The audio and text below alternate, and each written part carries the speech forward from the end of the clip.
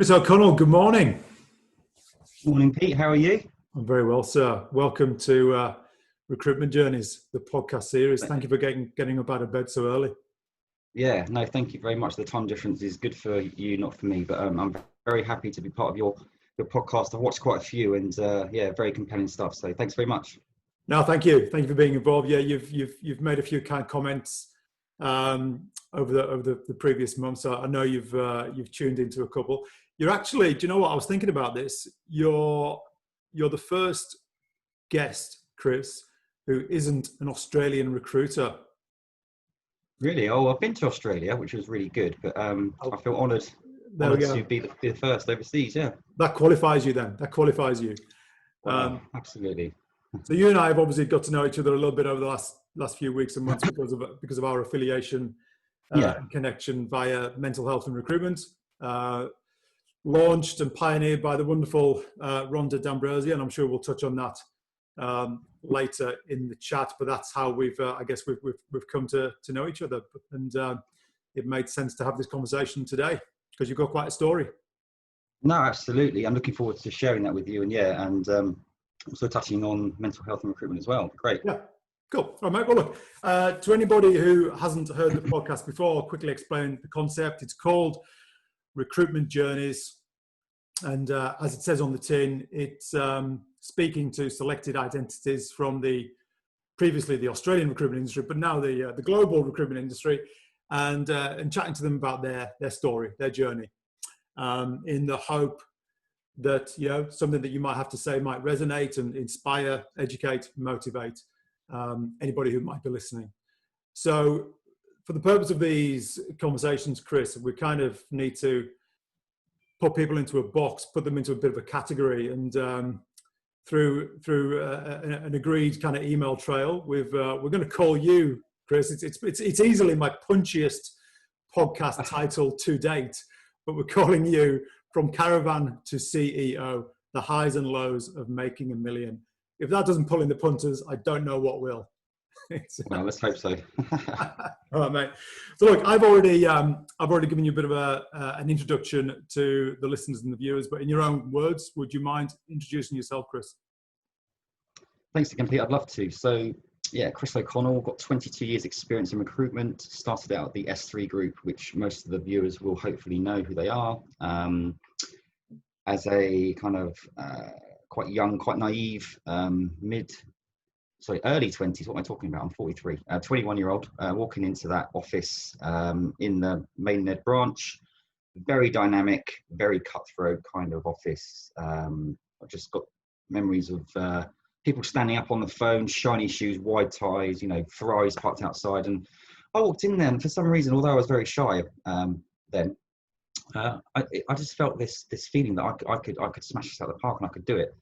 So I started off in a kind of resourcing team, generating leads, so speaking to clients day in, day out, just cold calling, literally cold calling every single minute of every single hour, every single day, and then generating a job and passing that to a consultant. And that year, where I was top of the charts on that, was really good grounding for me. And I kind of had no fear around picking up that phone and qualifying clients. So to go back one stage, why did you pursue a career in recruitment, and how did it go about? Because let's be honest, I asked that question of everybody who does the podcast, and 99% of people say they went for an interview at Hayes, Michael Page, whatever it might be, for a secretarial or a sales job, and then suddenly 2 weeks later they're actually doing a recruitment job. How did you come to be applying for a job at the SThree Group? Well, I'll give you a top level answer, and I'll give you more of a deeper kind of detailed answer. I think from a very young age, I always wanted to run my own business. I did a college and university degree in business and finance, and it's something I always wanted to do. And I think I was born in Slough, but I say West London because it sounds better, High Street. And with my CV, walked into a number of agencies and got an interview at Computer Futures. Had 11 interviews in total, and a final interview in a panel in a boardroom with the chairman. Got the job after 11 interviews, which is great. So it wasn't, recruitment specifically wasn't intentionally chosen, but it was, I'm glad I did. It was a great vehicle. But the reason, probably the reason why I wanted to run my own business was because of my sort of childhood, which I can touch on now or later on. But I guess it was by more luck than judgment, recruitment specifically. But I guess the reason why I chose it is because you're effectively running a business within a business anyway, aren't you? So as a catalyst to then achieve what I did later on when I actually did run my own business. Yeah. So we're gonna talk about your achievements,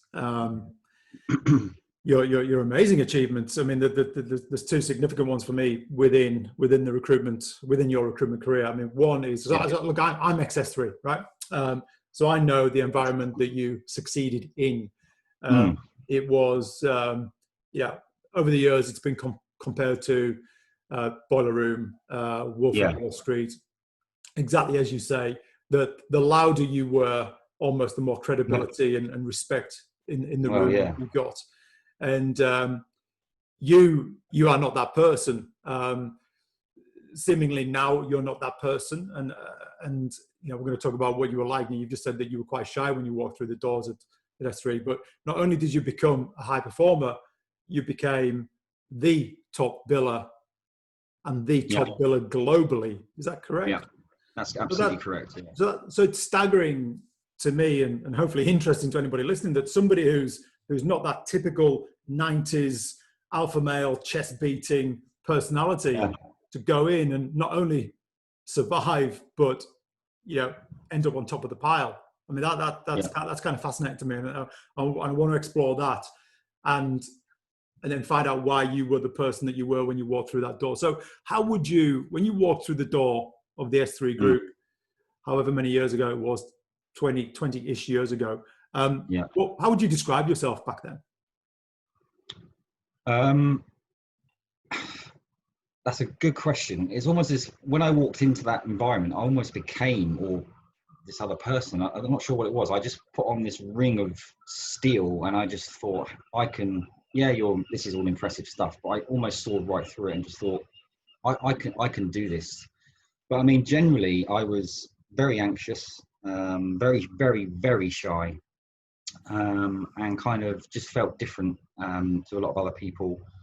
But when I was there in the office, I just had this kind of inner resilience, this inner confidence, and this inner belief that this was my vehicle, this was my kind of ticket to really propel myself.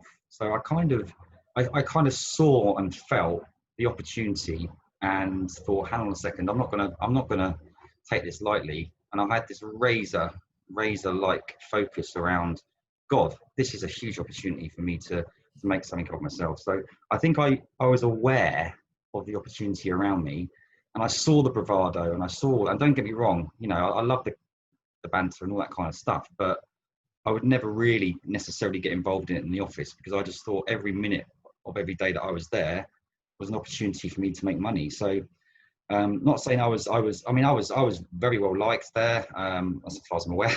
I've got millions, loads of friends from that time, and I was, a popular guy and did very well, but I didn't necessarily conform to, the brashness, because I didn't think it was necessary. So how did you go? I'm curious, because this is something I struggled with. I fought tooth and nail to get into recruitment, unlike most people. And I had 7 interviews with the SThree Group before they rejected me. I had to go away and get some telesales experience and then reapply. Right. And I fought tooth and nail to get into recruitment. And then in the first week or month, whatever it was, when it actually dawned on me, the part of the job, because I didn't even know, part of the job was cold calling clients. Yeah. I froze. Right. I was absolutely paralyzed with fear. And I remember going to a payphone, because I didn't have mobile phones back then, on my lunch break, ringing my then girlfriend saying, I've made a massive mistake. I can't do this job.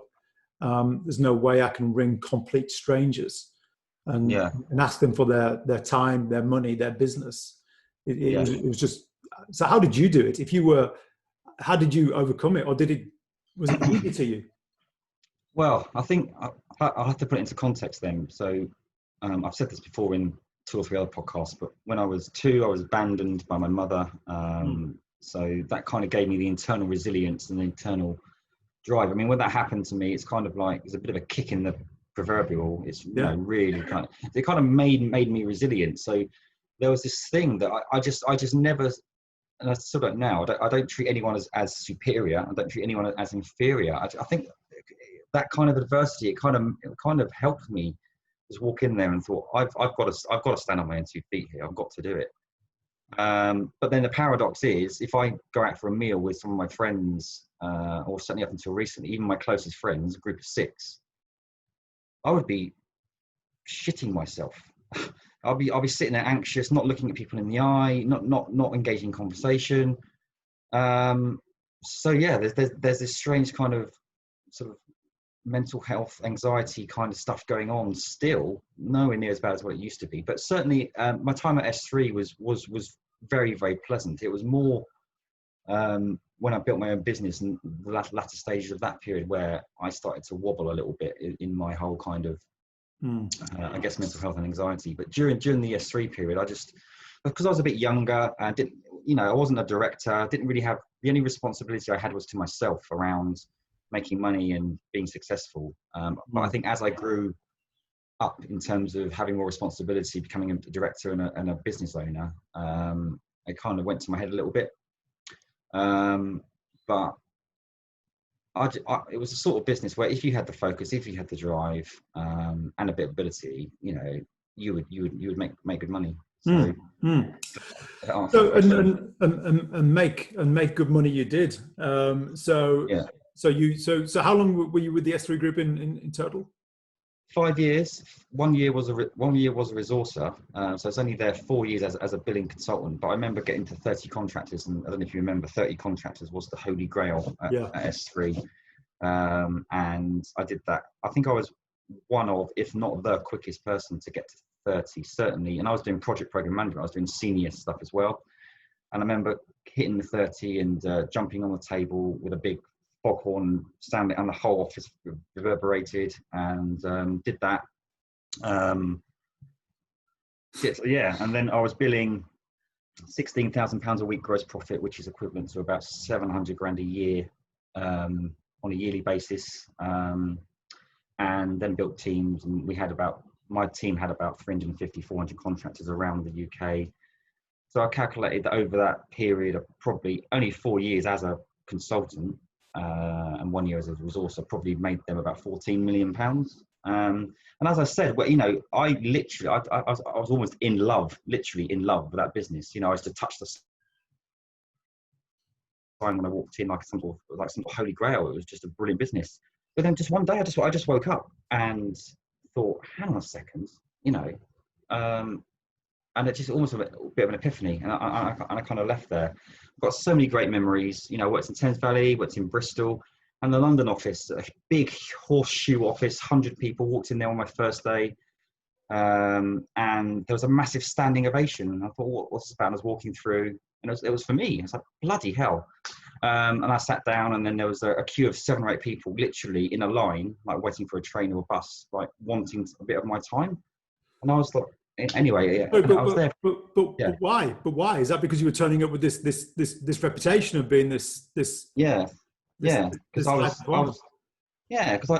did most of my billings from the Bristol office, which was a new office in the suburbs. The London lot used to call it, "Oh, you're going to the suburbs." Yeah. And I just got this name for myself where I was doing very well. So which I was very humbled about, and the London office was even more hardcore than any of the other offices. Very London-esque, shall we say? So this is the fascinating thing, right? And we're going to come to. I mean, this is the first chapter of your recruitment career, and we're going to move on to the second in a moment. But this was all happening. You're getting the 30 contractors on the desk, getting the standing ovations, making the crazy money, getting the promotions, getting all the accolades, but internally, or when you went home, or when you went out for dinner that evening, you weren't that brash, Jordan Belfort character. I mean, that just kind of blows my mind, because There's some of the things that you say about yourself kind of resonate in me, and I didn't have that. I didn't have that mental button that I could press that stopped me being shy as I was, 20 plus years ago. So I find that fascinating. So why do you think? I mean, you touched a little bit on your youth. Why do you think you were that person? And I realize I'm asking you to go back in time a little bit. Well, that's okay. So again, on your earlier point, I think I was just trying to be myself, basically, and not kind of overdo kind of my. I think when I see people that are really brash and really kind of eccentric, I always worry. I always see that as a bit of a over the top mask. Anyway, so why was I like? What was I like? I think, my mum left me when I was 2, and didn't turn up for the custody. Just literally abandoned us. I'll tell you, actually, I met her recently for the first time in 40 years, which I can tell you about in a minute, which is interesting. Yeah, please do. And I fostered for 4 years. My dad wasn't emotionally intelligent, emotionally aware, emotionally capable of, or financially capable of looking after myself and my brother. So I didn't really see my dad. My dad was either. So he was a bit of a strange guy, but bless him, he did his best. And you were living in the caravan with your dad and your brother before you went into foster care. Is that correct? Yeah. So dad came home from night shift and to find me and my brother alone in the caravan. She'd left.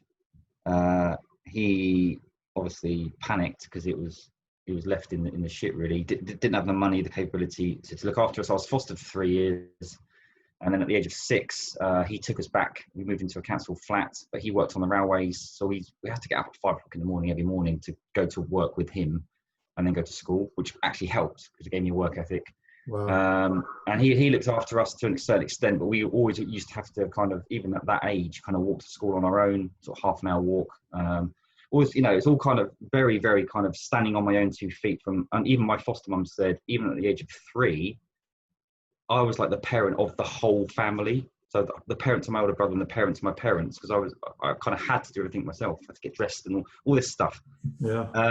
So I think so I put it into context. This is why I was probably like I am. When I walked into SThree, I thought, just sod it. I've had to fend for myself for so long. So anyway, that was all good. Then my dad married his then wife, and that wasn't a great period. In fact, I'd say that period was probably the most defining period of what's happened to me, because it was quite an abusive period around not being allowed out of the house, not being allowed to see my friends, being belittled, mocked, abused physically, mentally, and emotionally. Torrid time for 4 or 5 years there, and I kind of battled through that, really.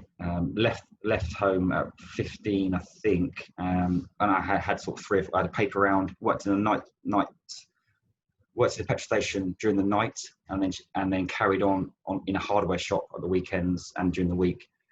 So I eventually made enough money to buy my own place, went to college, and then kind of beyond that, kind of joined the SThree Group. And whilst I was at SThree, I also did a degree in business and finance in the evening. Okay, so when you tell your story, it sort of makes sense. It makes sense that the fear of cold calling is essentially the fear of rejection, right?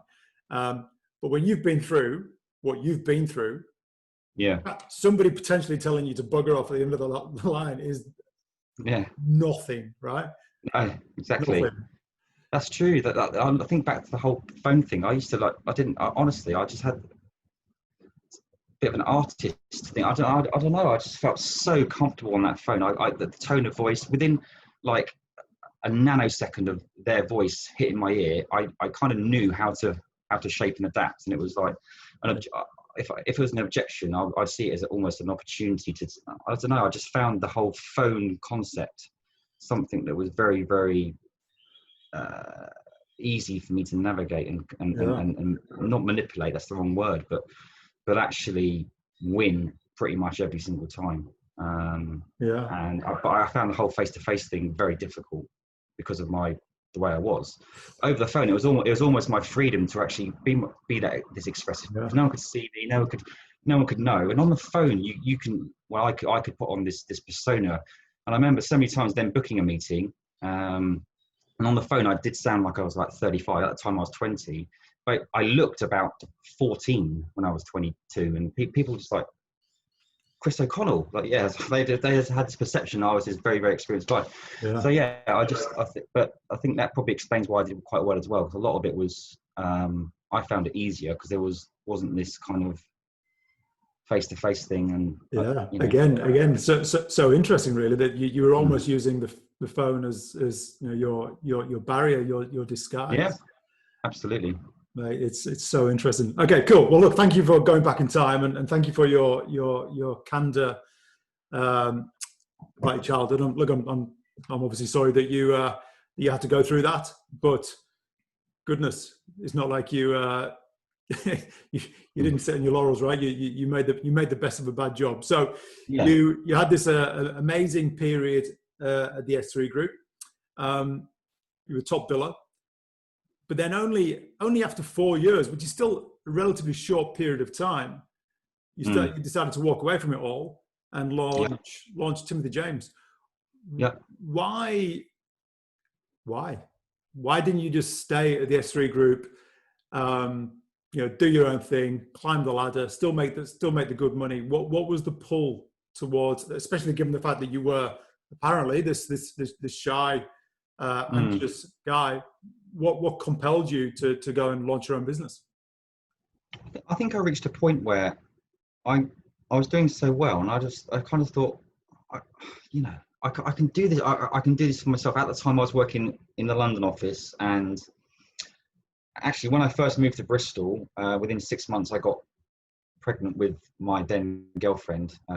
So I had a son in Bristol as well, which was part of the reason. But I would have navigated that. I just woke up and just thought, you know, I don't think I'd ever get to the total top at SThree. And I just had this inner belief. I wanted to do it on my own. So I left SThree, did a business plan, and was all ready to go on my own. And then I kind of had a meeting with a guy and an ex-SThree guy, Pete, and we decided to get to join forces together. And that was a unique thing as well, being a bit of a lone ranger, as I have been, to then put my trust in someone was quite a different thing for me, actually. But when we met, it just felt right, it felt good, and we had complementary skills. And I just thought two heads are better than one. And yeah, we knocked the doors off that business in 10 years, 14 industry awards. We're the second fastest ever recruitment company in the UK. We won 3 Virgin Fast Track 100 awards in a row. So we had lunch with Richard Branson 3 times in a row, 3 Best Company awards in a row, several Great Places to Work awards in a row. The best companies were 3-star awards as well. So this was all condensed into about 4 or 5 year period as well. So, you know, from Bristol, it was to this day, and a lot of people say this, probably one of the best, if not the best, recruitment business startups to achieve that in the shortest space of time. Certainly in the Southwest, if not in the UK at that time. And something that I'm extremely proud of. God knows where that business will be now if what happened didn't happen. We're about to open up in Australia, actually, and other places. And I talk about it now because some businesses have achieved that, some businesses have achieved more than that. But bear in mind, this was probably about 12 years ago now. So it's quite a long time ago. And I've never really given myself enough credit for that, I don't think. But now, you know, I don't want to harp on about it, but it's a story that I think is a good story, that what can be achieved. But I remember what I was like then as a person, and what I'm like now is a completely different ball game, which I can talk about as well. Yeah. So again, you've gone from this overachieving person at SThree Group, and presumably you left, you know, with some kind of iconic status, reputation behind you, probably got clapped out the door, and then you launched Timothy James, and as you say, you booted the doors off with Timothy James as well. What did that do to your head? You know, did you start believing your own hype? Did you have like a Liam Gallagher swagger going on? And was did you have like a dual personality? Did you have Chris O'Connell, the face of Timothy James, and then you had Chris O'Connell, the guy who, feels quite anxious when he's going out for dinner with 5 people? Was that still going on? I think at the start, I held myself really well, but as the company grew, with more responsibility, more money coming in, more offices, more exposure, I became a millionaire at 26, 27, really, a lot of money, all the big 40, 50 grand watches, holidays, Range Rovers, all the stuff that was, all the materialistic stuff. And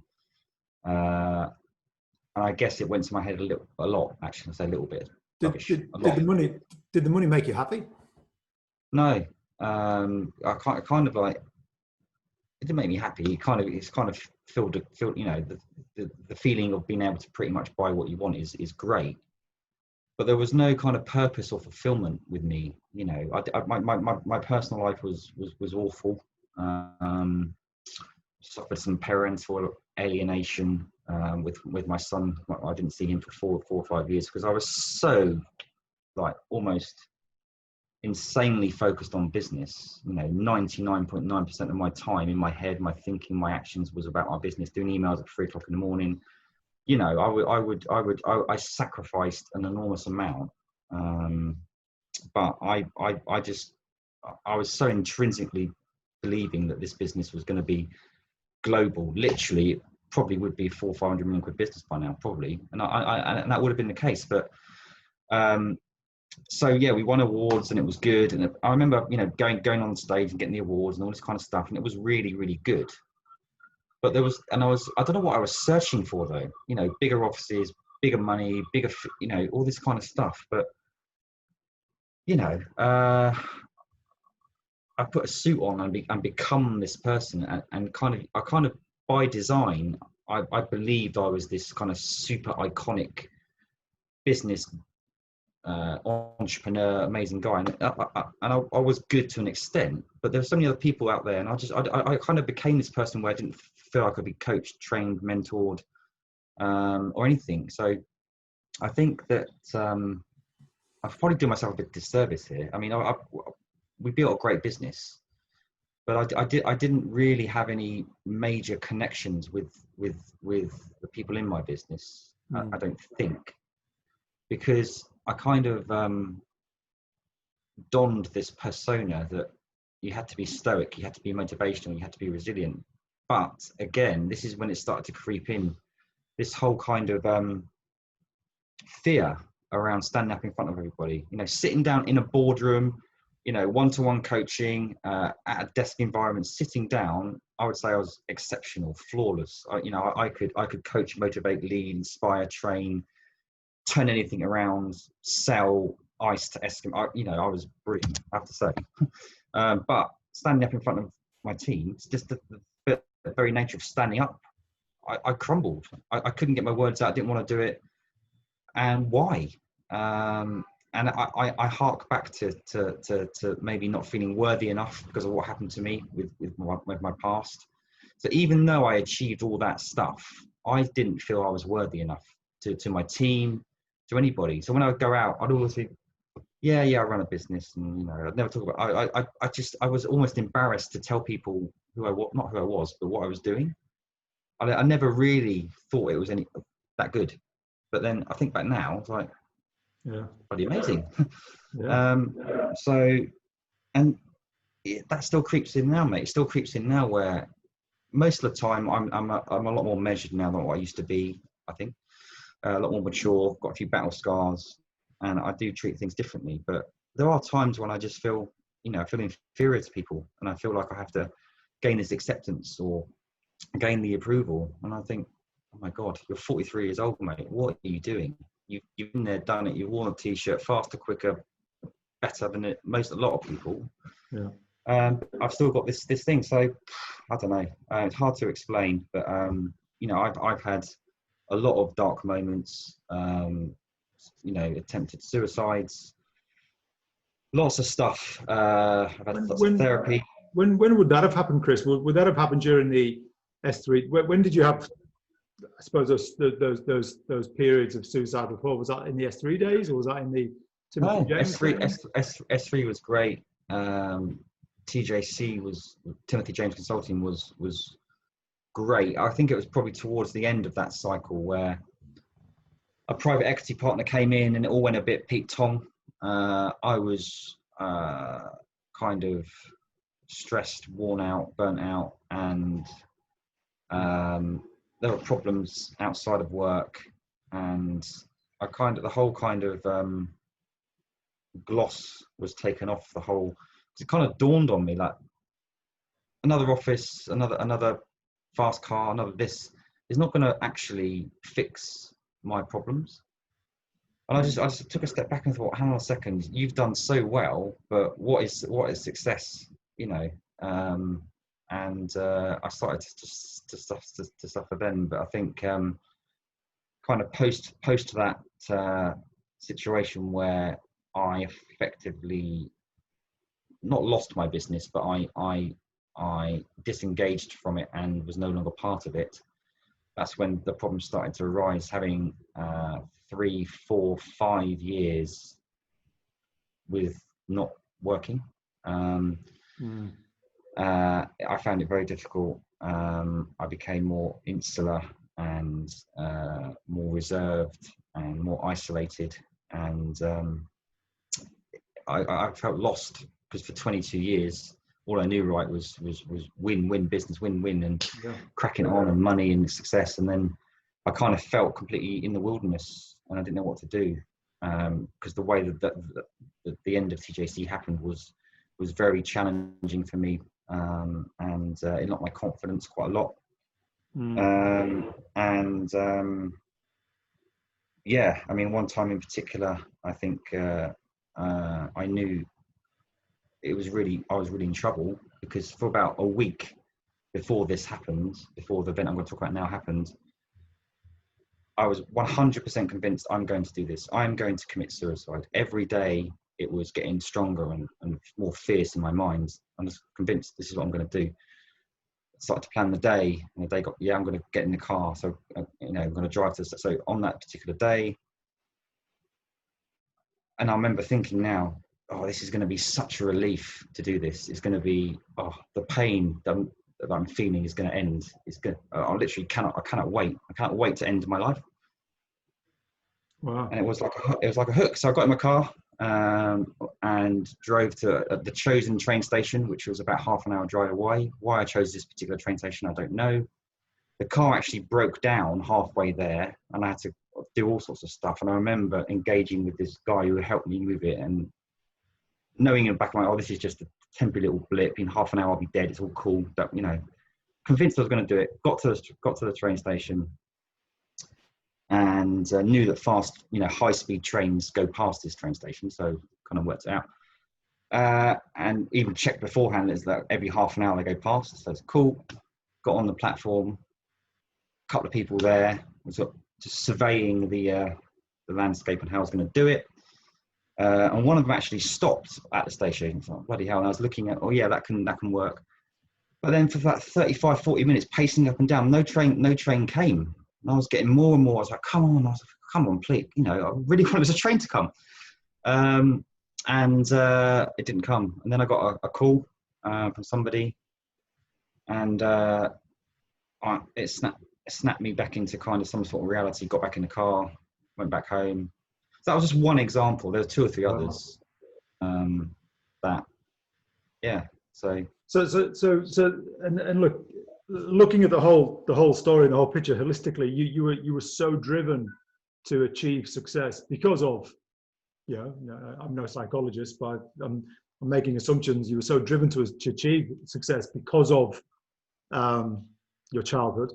You know, you were going to scrap to get to the top, to prove something to yourself or to the people who abandoned you or whatever it might be. When you got there, it didn't deliver the money, the cars, the offices, the accolades. It didn't deliver. It didn't deliver happiness. That's really interesting, isn't it? But so let's just bear that in mind and then fast track to now.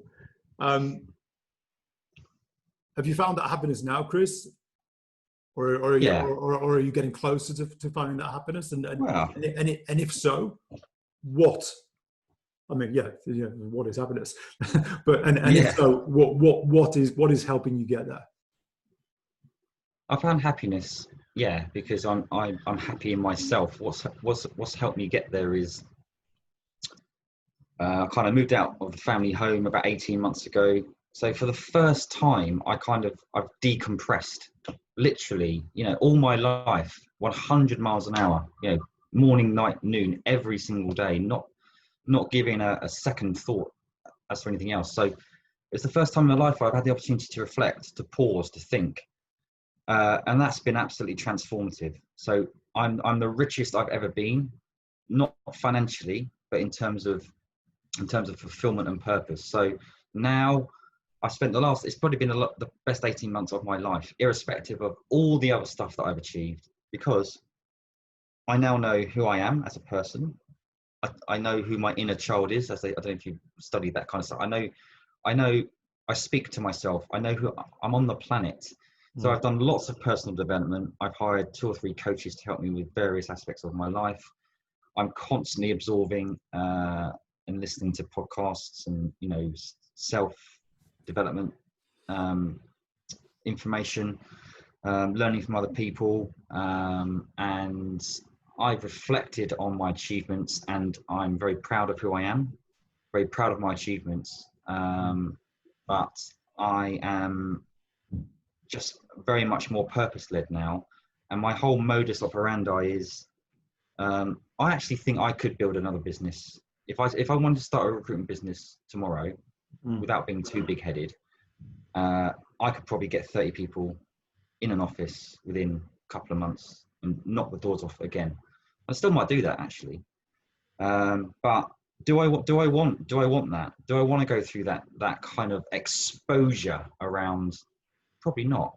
So my whole purpose is to give back to the industry, to share some of my learns and my experiences, my highs and my lows, and not to say that I think money and success and offices and exposure is what it's all about. It's all great, but I want to try and educate people around that there's a balance to be had where you can have all of that, and it's not the answer. So I've got a long way to go. I think I'm being a hell of a lot more honest than I ever have been. I mean, I don't have to. This is the 3rd or 4th podcast I've done now where I've told everybody about mental health and my struggle. Why the hell am I doing this? I'm not doing it for I'm not doing it for any other reason than to help others. And it helps me because I'm talking about it. Because I do think unless people are a bit more kind of open with this, I mean, some people see it as a weakness, sort of bearing my soul, but and we talk about suicide. I've heard some people say, well, I'm almost committing career suicide. So I'm now a leadership coach, a mental health ambassador. I run a few businesses. I'm an NED. There'll be some people out there thinking, why would I hire this? Why would I engage with this guy who's got all these? And I say, well, that's your up to you. That's your kind of misunderstanding of what my purpose is. It doesn't make me any less of a good coach, a good leader, a good NED. In fact, I think it makes me a better one, because what I'm trying to engender and encourage is people from all walks of life, all levels, that you can still be yourself, but you can still talk about your issues and you can still build that wonderful business. But I've been there and done it, and I think I'm now a very good judge of character. So when I see someone who's so full of bravado, running their own business, within a few minutes, I can see that isn't the reality. I'm not saying it's the case for everyone. So what I'm trying to say is, I think if I knew now what I knew then, I think that I would have been even more successful, and I probably still would have had the businesses that I had. So Mm. what I'm trying to say is that I think there's more to it. There's more to success and happiness than just driving a business forward. Without a doubt. I mean, I wouldn't want anybody listening to this podcast to think that we're suggesting achieving great wealth and success in business is the success story here. For me, listening to you, that it isn't the fact that you made $1 million by 26, 27 and all the rest of it. That isn't, I mean, that's great and fair play to you, but that isn't, to me, what inspires me listening to your story. What inspires me listening to your story is the fact that you got through it. That you didn't do what you did on what you thought about doing on that train platform one day, and now you've arrived in a much happier place with the battle scars, but the wisdom that can take you on to greater things that are not financially motivated. Speaking of which, this wonderful alliance that you have, that the stars have aligned perfectly, and you and Rhonda have found each other. How excited are you about working with Rhonda in mental health and recruitment? Oh, amazing! She's a very, very intelligent lady, very, very skilled and experienced, and it's a brilliant person to know. And I see her as a very, very close friend, but I look up to and admire her because to do what she's done so already is phenomenal, and where it could go is amazing. So it is a bit like the stars have aligned in terms of the timing of it for myself, and also the timing of it globally in terms of what's happening now, and you guys in Australia, second lockdown. I really feel for you. So I mean, she's what I mean.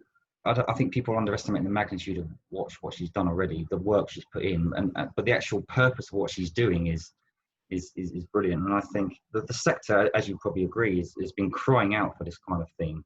And gradually, we're chipping away at the perception of it. Where if we tried to do, or Rhonda tried to do this 10 years ago, probably would have been laughed out of town, if you like, because back then, or 15, 20 years ago, or even the whole kind of notion of being vulnerable and wearing your heart on your sleeve, and particularly men, daring to actually even be emotional would if I was late in the SThree office by a minute, I'd get my tie cut off in the middle of the office, get donuts thrown at me and all this stuff, and get called all sorts of, whatever it was. Do you know what I mean? It's like, it's funny because it's ridiculous.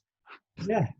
So only today I got an email from a young lad, and obviously I won't name his name, but he was because I actually put a video out today featuring Rhonda, where she's been kind enough to do these 60-second clips each week that we're in lockdown, trying to help recruiters get through lockdown. And I got a message from a guy today saying that mental health or the mental health of the recruiters in this company, and it's a sizable company, is we don't talk about it. It's not on the agenda. It's ignored. So we don't feel that we have the ability to talk about it.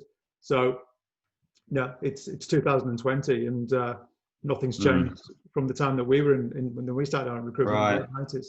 And that's Rhonda's mission, right? To change that stigma, and she'll get there. She will get there. She's a warrior. Will. But it's going to take guys like you, me, and other people. I mean, you're doing a brilliant job yourself over there, and thank you, mate. I think certainly, it's a global thing, and it is about just collaborating and just trying to be open and honest, and it will take time. And people say, we're not going to change the world, but I think, well, we are to an extent. Not getting too dramatic about it. If we can change or help one person, it's helped. But I think that there is a huge stigma around it. We're doing a survey soon, as you know, across the recruitment sector around where people are with it. But over the last couple of months, well, it's only been 4 or 5 weeks actually, I've been working closely with Rhonda. A lot of people are starting to come forward. A lot of leaders are coming forward and saying, actually, I hold my hands up. We are struggling, but there's a long way to go. But it begs the question, though. I mean, again, you know, we talk about silver linings, of the silver linings of COVID.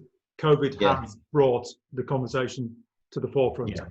And you know, if we weren't in a COVID period, you know, would businesses be as willing to talk about it? You know, we don't know, but you know, let's just be thankful that it's happening.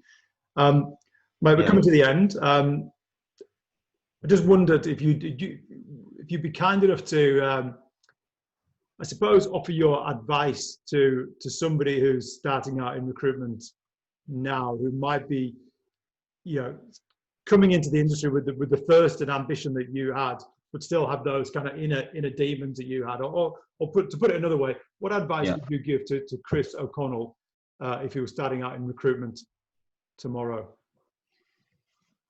Good question. I mean, I don't think necessarily back in the S3 days I would do anything differently. I mean, what I was laser focused. I was 100% focused on actually achieving as much as I can. But I think it is about balance. I've managed, directed, led, and been involved with lots of consultants who have done so well, but then you can see they deteriorate over a period of time. You know, the burnout can be phenomenally damaging mentally and physically. So by all means, push yourself and go for it, but be very aware of factors outside of work as well. So I'm all for kind of looking at how my relationships, my diet, my exercise, all that. If you're looking after yourself outside of work, you can perform inside of work. Don't put all your eggs in one basket so much because you're determined to make money and be successful that you neglect other areas like relationships, like your health, like your personal development, and your business. So I would just be in tune with that. So no more than that, really. Go for it, push it. Recruitment is a great industry. It's a brilliant way of earning good money. It's a brilliant way of building relationships. It's a brilliant way of learning the art of sales, marketing. Building a business is a great platform. It's one of the best sectors. It's very well paid, and I think go full throttle, but keep 5, 10, 15% back to make sure you are taking a break. You are having some you time, and assess the people that you hang around with as well. So, are your friends and your peers and your colleagues adding value to your life? Are they encouraging you, or are they criticizing you? Are they making you? That's a good point as well. So I would do nothing differently other than that 10, 15% shift around, making sure I'm looking at other areas as well. Good advice. Mate, again, thank you so much for not only your time, but your amazing honesty. I do believe this will be inspirational to anybody listening for a variety of reasons, myself included. I'm delighted that you're working with Rhonda, but I reckon there's more to hear from Chris O'Connell. I'd love it if you started another recruitment business. That'd be amazing, because I mean, look, you would just be doing it from a different angle, through a different lens. Watch this space. Maybe I should. Come and launch it. Maybe I already have. Who knows? Yeah, well, yeah. Who knows? We'll watch this space. Chris, thank you so much, mate. I really appreciate it, and take care. Thank you very much, mate. All the best. Cheers, man.